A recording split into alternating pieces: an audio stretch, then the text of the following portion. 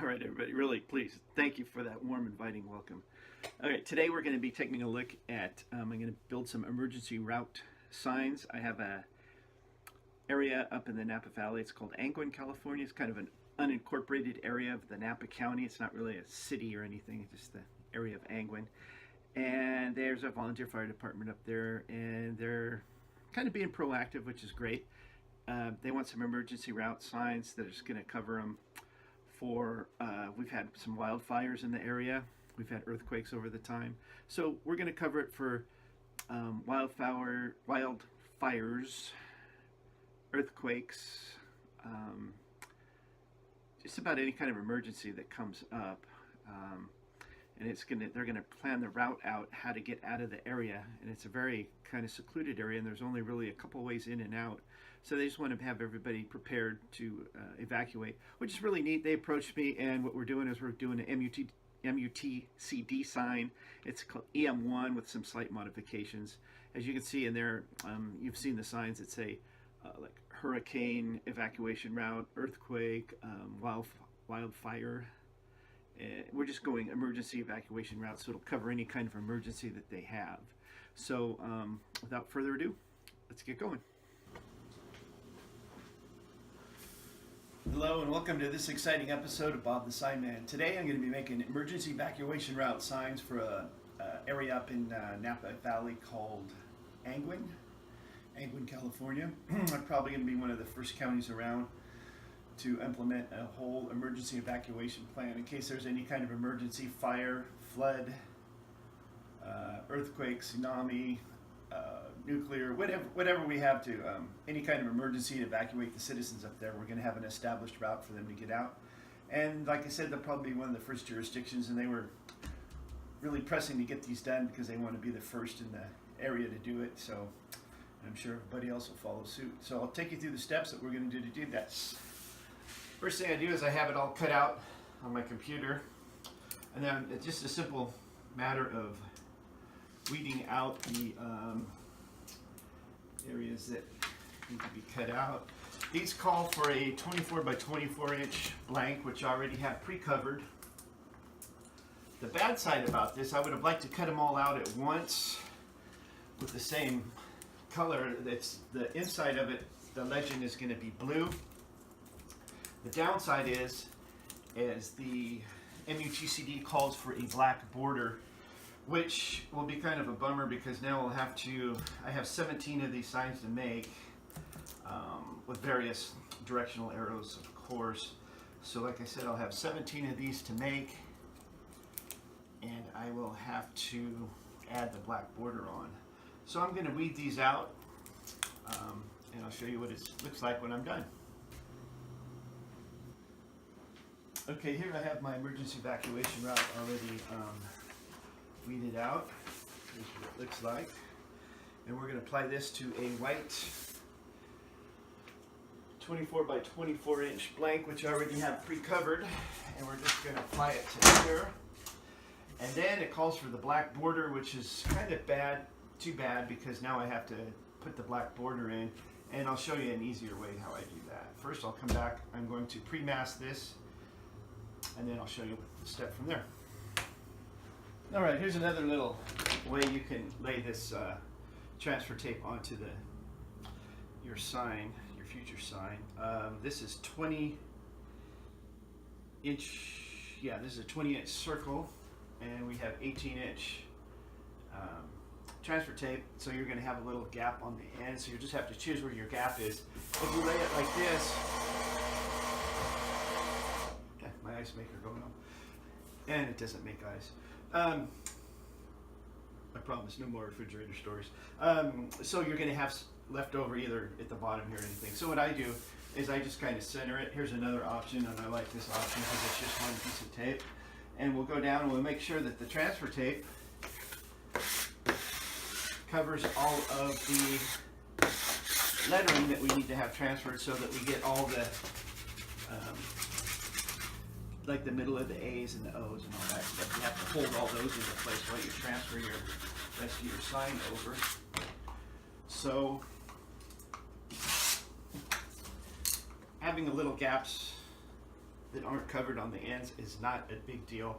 It's still going to transfer over without a problem. And then all we have to do is trim this up. So there's two ways you can cover it. Like I said, you can get it zipping. Well, OCD about the ends not being covered, but that's not going to change anything. There's just another way on applying your transfer tape. Okay, now what I want to do is I'm going to transfer my the Blue EC Emergency Evacuation Route, the Legend. I want to transfer that to the middle. So what I'll do is I'll make a series of lines here so I can get the circle perfectly centered up and down. Circles are really hard to work with. I've got this level that I like. It's got a series of lines in here. Make sure we can all see that. Yeah. And what I do, this so happens this is 12 inches, so I put it at the edge, and this is going to be my middle right in here, and I just kind of hold my pencil in, and I'll make a couple series of lines here. Love this square. It really works well for doing this kind of stuff. It's graduated in 1/2 inches, so it starts at 2 and goes on up. So now I have my marks on here. I'm going to make sure my bolt holes line up correctly. Now I can just take my Legend. It's really simple. Now I can just line it right up. And there we go. It's perfectly lined up on all 4 directions. Only thing is now I want to make sure that that's straight.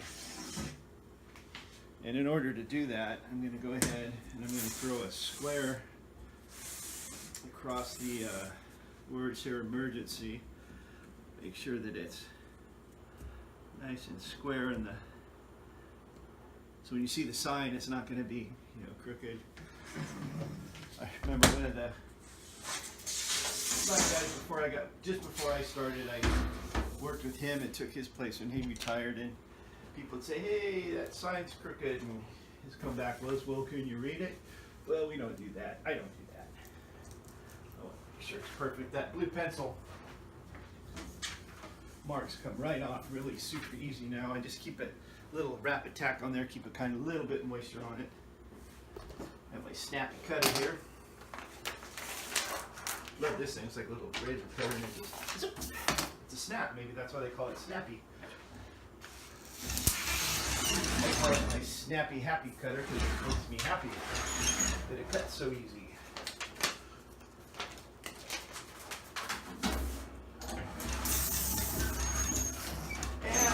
What I do then is I pull off of the transfer tape off the top.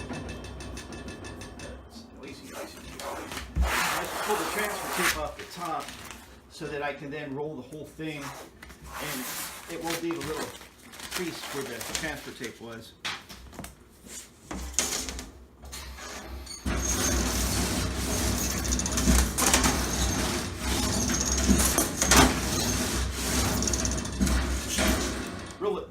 I roll it in several different directions to make sure I get nice, good, tight coverage. As you can see, like I told you in some other videos, people spray it down with rapid tack and try to move it around and center it. I just put them on like this because there's absolutely no air bubbles underneath, no liquid trapped underneath, and it looks really good. All right, I'm ready for the borders. Okay, what I'm going to do is go ahead and add on my borders now. I have these already pre-cut out. These type of borders are 6.25, which is 5/8. They're already pre-cut for a 20-inch sign, so it's just a matter of centering it. I have those reference lines. Center those up pretty easy. A little time, not really time consuming, but it is what it is. Like I said, some agencies now are going to where they print their signs directly on your diamond grade material, and it'll print various colors. You can print blue, black, green, red. You can print several signs out at once. It's a little bit slower process. It takes longer to print. You probably still make a sign quick, but it might be a little bit more efficient. But these are definitely old school type nowadays. So now I have my borders all the way across, and like I said, with that box I had the pre-cut radiuses, and I need 4 of those. 2, 3, 4. And then it's just a matter of trash can here. Then it's just a matter of lining up your borders, which you can still see through the transfer tape, the black. Like I said, I don't like the clear transfer tape because it is, I don't have good luck with it, it always wrinkles. So you can see your borders through the bottom there, through the transfer tape. Just throw 4 of these on. People say, well, let's do that real quick. We don't do things quick. We do it efficiently and we do it right the first time. So we get a perfect sign. And like I said, my motto is perfect is just going to be have to be good enough for today. And it's never like, well, that'll be okay. I don't like that term. That will be okay. What does that mean? That means your sign is poo-poo. We don't do poo-poo. We do quality work here. One sign at a time. Now I got my borders on. I'm going to go ahead and pour those on.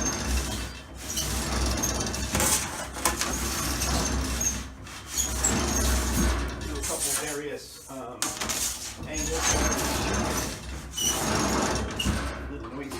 Make sure we get good coverage here. We don't want to have any things sticking up. It's not going to stick very well. All right, here's my emergency evacuation route sign, all done. The blue with the black border, like I said, it was kind of a bummer. I had to put the black border in. I wish it would have been blue, but that just wasn't the way it was designed. This is from the MUTCD and EM1, kind of slightly modified because they have hurricane, wildfire, tsunami, Starbucks added coffee, not really. Just all kinds of different things. So we decided to go with emergency evacuation route so it could cover any type of emergency. Anyways, like I said, take your time, do it right. I always hate that when some agencies go out and make a street sign or something and they just buy the peel and stick letters, and we don't do peel and stick here. It's kind of like signs made one at a time, and like I said, my motto is perfect is just going to have to be good enough for today, not like, oh well, that'll work. We don't do oh well. So there's my emergency evacuation route sign, brought to you by the Sign Man. As always, thanks for watching.